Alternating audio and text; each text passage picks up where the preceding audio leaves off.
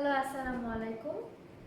চলুন আজকে দেখে নিই ইন্টারঅ্যাক্টিভ ফ্ল্যাগ প্যাটার্নে কীভাবে আমরা কন্টেন্টগুলোকে কাট করতে পারি, ডু আনডু অথবা ডিসপ্লে কীভাবে করতে পারি, মেইন ডিসপ্লেতে কীভাবে যেতে পারি। সো আপনারা দেখতে পাচ্ছেন যে আমার অলরেডি কিছু কন্টেন্ট এখানে দেওয়া আছে, এখানে কিছু স্লাইডস দেওয়া আছে, যেটা ধরেন একটা টিচার যখন একটা কোনো টিচিং ম্যাটেরিয়াল রেডি করবে, সেক্ষেত্রে এক একটা পেজে এক একটা স্লাইডে ডিফারেন্ট ম্যাটেরিয়াল ইউজ করতে পারে।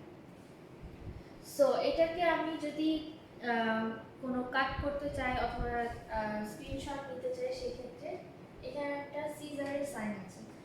সো ওখান থেকে আমি আস্তে করে ড্র্যাগ করি। সো ড্র্যাগ করে আমি যতটুকু আমার পছন্দ মতন আমার দরকার ততটুকু আমি ওকে ক্লিক করলাম। করলে এটা কিন্তু অলরেডি স্ক্রিনশট হয়ে সেভ হয়ে গিয়েছে। সো সেভ কোথায় হয়েছে? সেভটা হচ্ছে গিয়ে বেসিক্যালি আমাদের একটা ফাইল অথবা ফোল্ডারে যেটা ক্রিয়েট করা, ওখানে সেভ হয়ে গেছে। সো নেক্সট যেটা আমরা দেখব সেটা হচ্ছে ডু অ্যান্ড আনডু।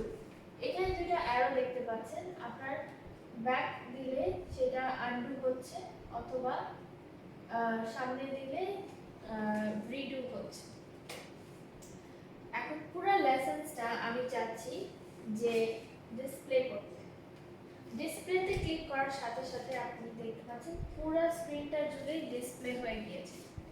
আর এই পাশে দেখতে পারবেন সব পেজেসগুলো, এই পাশে পেজেসগুলো দেওয়া আছে। নেক্সট চাপ দিলেই এগুলা স্লাইড হতে থাকবে।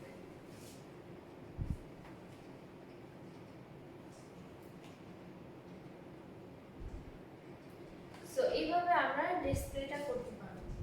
কিন্তু আপনি যদি চান যে আপনি কোনো কিছু ডিলিট করতে চান অথবা ইরেজ করতে চান, সেক্ষেত্রে আপনার ফুল স্ক্রিন মোডটা টার্ন অফ করে নিতে হবে। টার্ন অফ করে তারপরে এডিট অথবা ডিলিট করতে চাইলে সেটা করতে হবে। ব্যাক টু প্রিপারেশনে চলতে হবে।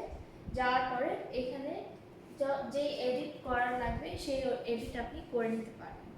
Thank you so much.